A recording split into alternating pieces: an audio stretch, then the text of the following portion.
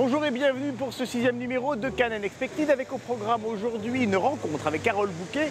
La comédienne viendra nous parler de son rôle dans le nouveau film d'André Téchiné, Impardonnable, présenté cette année à la quinzaine des réalisateurs.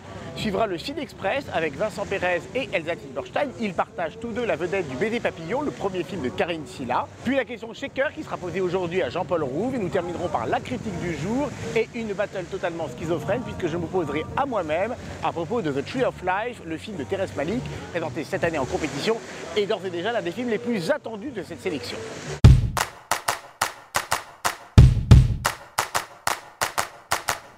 L'hiver, personne ne veut vivre là. Alors si vous aviez l'intention de la louer pour 1 an, je suis sûre qu'ils baisseront le prix. Ça dépend de vous. Comment ça dépend de moi? Si on habite ici tous les deux, je signe tout de suite. Il fait presque un rapt, hein, je veux dire, parce qu'au fond, je suis pas sûre que cette femme soit amoureuse, elle le dit d'ailleurs, et elle accepte parce qu'elle a le goût de l'aventure. Bon, après, elle va aimer cet homme, mais au départ, c'est un jeu. Vous avez toujours le cœur qui bat quand un grand metteur en scène, avec qui vraiment vous avez envie de tourner, vous propose un scénario, parce que vous avez vraiment la trouille d'être déçu par le scénario, hein. Ça peut exister, ça arrive même. Donc après avoir lu le scénario, j'ai exulté vraiment de joie, sincèrement, et ça a recommencé au premier jour du tournage parce qu'on sait très vite. Et là, dès le premier jour de tournage, je me suis dit, il y arrive. Je savais qu'il arrivait à mettre en forme et en image et à raconter son histoire. Je l'ai su dès les 5 premières minutes.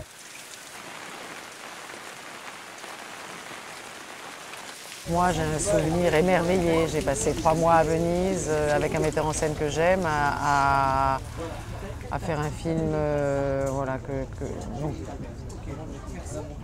C'est des moments rares. Ça existe, mais c'est pas des moments, on n'en a pas tellement. C'est pas vrai. On les recherche. Et de temps en temps, et après, on court après ces moments-là. Comme ça, de grâce, parce que c'est des moments de grâce.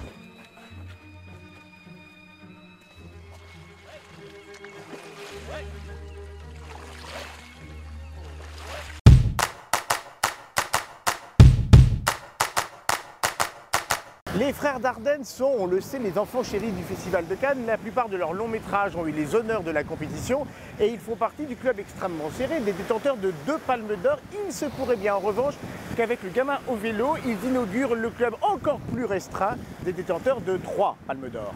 C'est l'histoire d'un enfant sans mère et que le père, désireux de changer d'existence, a désiré ne plus jamais revoir. Prêt à tout pour changer de vie et assouvir ses rêves d'ailleurs, l'enfant va adopter une mère putative et se retrouver malgré lui dans des blancs illicites où il perdra rapidement son innocence. Une fois de plus, les frères Dardenne font l'unanimité sur La Croisette. Leur film est déjà au sommet des films préférés des critiques et c'est à juste titre. Certes, ils sont toujours dans leur domaine, celui du social, mais ils réinventent encore leur approche cinématographique. La mise en scène entièrement calée sur l'opiniâtreté de l'enfant est une pure merveille d'inventivité, d'intelligence et de sensibilité artistique. On espère vraiment les voir figurer au palmarès.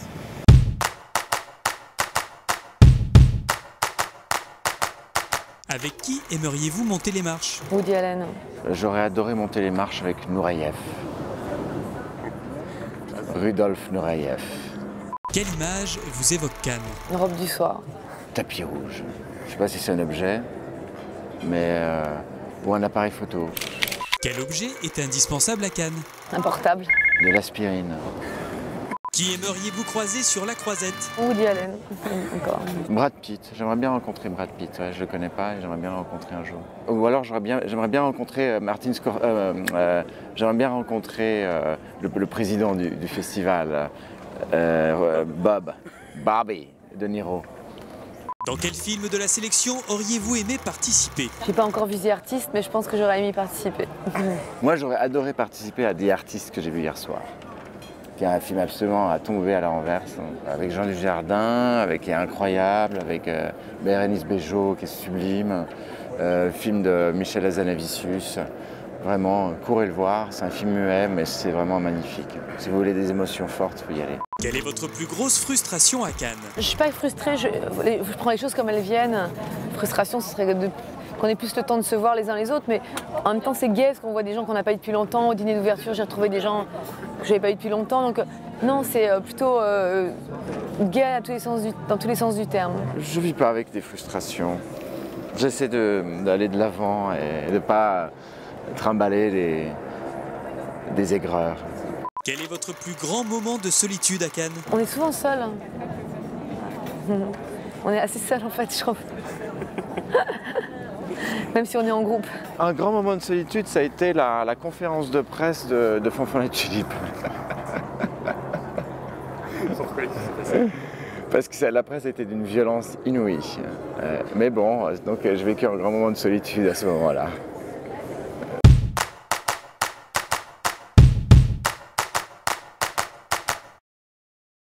Bon, Xavier, tu ne peux pas dire que Terrence Malick est quand même l'un des plus grands réalisateurs vivants de cette époque.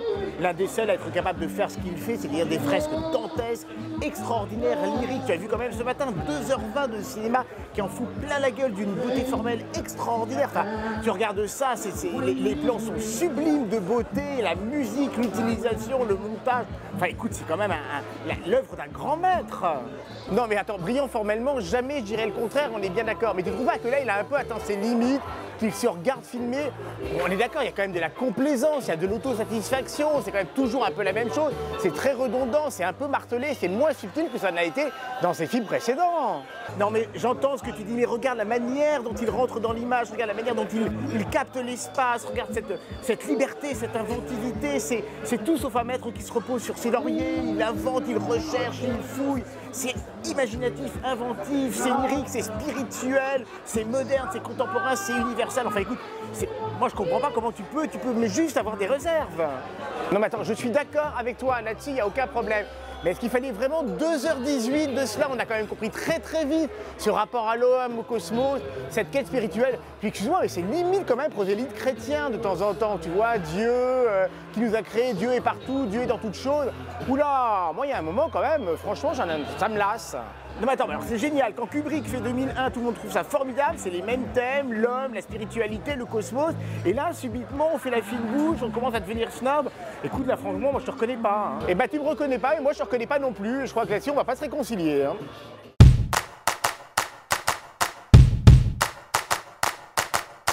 Pour nous deux, donc, c'est une question, on répond globalement. Question à deux ou bien c'est une question à deux? Donc là, ah non, pardon, là. T'as pas été barman, toi. La blague qui marche à tous les coups.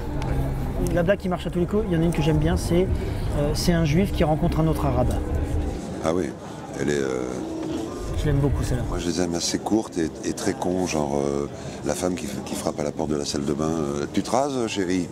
Oui. C'est tout. Elle est drôle parce que c'est son c'est tout qui est drôle derrière. Oui. Elle est là, la chute, c'est le c'est tout. Ce qui est drôle aussi, c'est les 3 secondes où, genre, qu'est-ce qui se passe avec cette histoire? Oui. J'aime beaucoup.